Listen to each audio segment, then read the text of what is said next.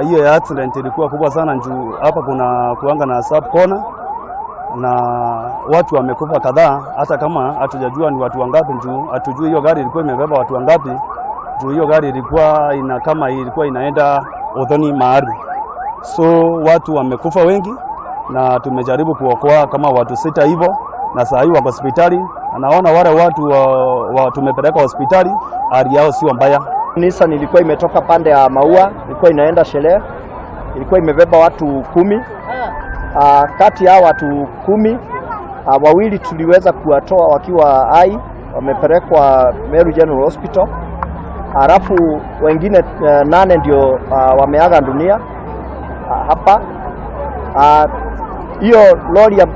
Hiyo Nissan ziliweza kupatana na lori ambayo iko chini hapa, na ndiposa ajali iliweza kutokea.